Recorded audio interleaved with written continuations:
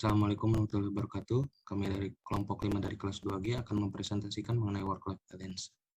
Sebelumnya izinkan saya untuk memperkenalkan anggota dari kelompok kami. Yang pertama saya sendiri Lukman Hakim dengan NIM akhir 217, kemudian ada Tari Siti Fadila dengan NIM akhir 221, kemudian ada Nisrina Zeta dengan NIM akhir 223, kemudian ada Dana Sri Fauzia dengan NIM akhir 229, dan yang terakhir ada Raffi Dewantoro dengan NIM akhir 234. Baik, di sini saya akan menjelaskan mengenai definisi para ahli tentang work-life balance. Yang pertama adalah menurut data tahun 2011, work-life balance adalah kemampuan individu mencukupi pekerjaan dan keluarga maupun tanggung jawab lainnya selain pekerjaan dan kegiatan lainnya. Adapun menurut Clark tahun 2000, work-life balance merupakan suatu hal yang menjelaskan bagaimana individu mengatur lingkungan, pekerjaan, dan keluarga, dan batasan di antara keduanya untuk mencapai keseimbangan. Jadi dapat disimpulkan bahwa work-life balance adalah suatu teori kemampuan individu dalam mengatur dan mencukupi lingkungan pekerjaan dan keluarganya untuk mencapai keseimbangan. Selanjutnya di sini saya akan menjelaskan mengenai dimensi work-life balance menurut para ahli. Work-life balance memiliki dimensi yang dikemukakan oleh Fisher, Bolger, dan Smith pada tahun 2009. Mereka mengatakan bahwa dimensi work-life balance memiliki 4 dimensi. Yang pertama ada work interference with personal life. Dimensi ini mengacu pada sejauh mana pekerjaan dapat mengganggu urusan pribadi. Kemudian yang kedua ada personal life interference with work. Mengacu pada seberapa jauh kehidupan pribadi individunya mengganggu urusan pekerjaannya. Kemudian yang ketiga, personal life enhancement of work. Dimensi ini mengacu pada seberapa jauh kehidupan pribadi dapat meningkatkan performa individu dalam tempat kerja. Dan yang terakhir, work enhancement of personal life. Dimensi ini mengacu pada sejauh mana pekerjaan dapat meningkatkan kualitas kehidupan pribadi individu. Selanjutnya ada aspek work-life balance yang dikemukakan oleh Greenhouse, Collins, dan Shaw pada tahun 2002. Aspek work-life balance ini terbagi menjadi 3. Yang pertama, time balance. Time balance merupakan keseimbangan jumlah waktu yang dihabiskan oleh individu dalam memenuhi tuntutan peran dalam pekerjaan dan keluarga. Lalu yang kedua ada involvement balance. Involvement balance merupakan keseimbangan psikologis individu dalam memenuhi tuntutan peran dalam pekerjaan dan keluarga. Yang terakhir, satisfaction balance. Satisfaction balance yaitu keseimbangan kepuasan individu terhadap tuntutan peran dalam pekerjaan dan keluarga. Baik, selanjutnya kita akan membahas terkait hasil riset yang berhubungan dengan work-life balance. Kami mengambil 2 hasil riset yang sangat berpengaruh ataupun bisa dibilang populer pada masa saat ini. Yang pertama, ditemukan fakta bahwa terdapat pengaruh yang signifikan antara work-life balance terhadap burnout yang dialami seorang pekerja. Nah, tujuan penelitian daripada riset ini adalah untuk mengetahui hubungan antara work-life balance dengan workout yang dilakukan pada subjek account officer sebuah bank. Ditemukan bahwa ada hasil yang signifikan ataupun hubungan yang signifikan antara work-life balance dengan burnout. Sebelumnya, burnout itu merupakan sebuah respon terhadap keadaan kerja yang menekan yang disebabkan oleh stres kerja yang berkepanjangan. Hasil dari riset ini menyatakan bahwa semakin tinggi hasil work-life balance suatu individu, maka burnout yang akan dialaminya juga akan semakin rendah, dan juga sebaliknya. Lalu, riset yang selanjutnya terkait dengan pengaruh family support terhadap work-life balance, yang mana hasil riset ini lebih banyak dilakukan pada karyawan wanita.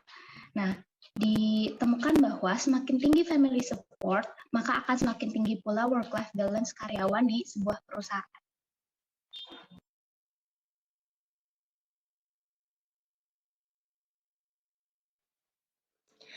Baik, selanjutnya saya akan membahas tips dan triks work-life balance. Adanya tips and trik ini tuh menjadikan work-life balance sebagai sesuatu hal yang positif. Dengan cara jangan menunda pekerjaan, dengan belajar mengatur waktu secara efektif, seperti membuat to-do list, membuat daftar apa saja yang seharusnya kita lakukan agar waktu tidak terbuang sia-sia. Dengan begitu, kita juga akan bisa lebih mudah menyelesaikan pekerjaan.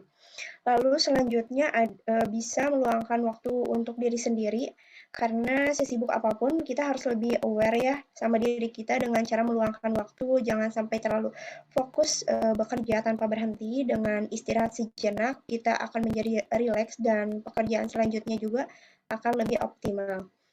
Lalu selanjutnya dengan cara membatasi penggunaan gadget.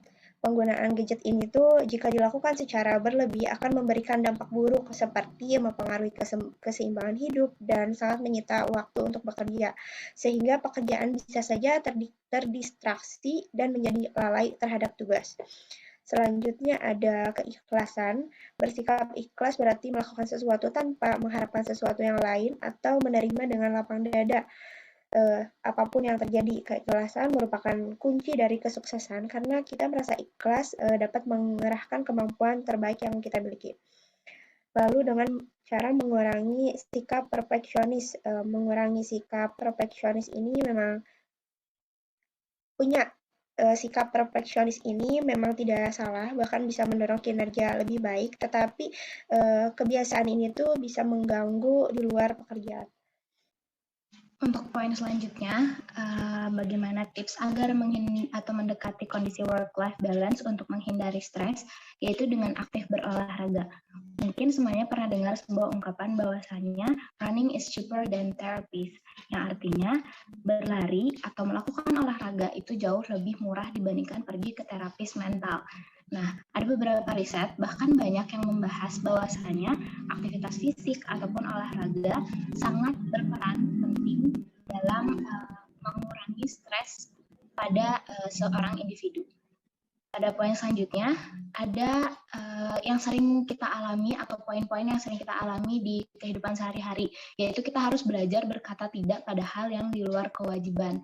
Yang dimaksudkan di sini adalah kita harus belajar untuk menolak melakukan hal-hal yang memang bukan kewajiban kita, sehingga apapun yang kita kerjakan itu sudah tertata dengan rapi.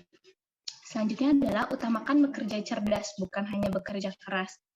Yang dimana di sini adalah untuk menghindari stres dan juga kondisi-kondisi kelelahan yang berlebihan dari seorang individu. Lalu yang terakhir adalah poin yaitu hindari membawa pekerjaan ke rumah. Jadi kita harus bisa mengatur setiap pekerjaan kita dengan menyelesaikannya di tempat yang seharusnya, yaitu saat ada pekerjaan diselesaikannya di kantor, sehingga saat sampai di rumah kita bisa melakukan istirahat dan juga me time dengan keluarga.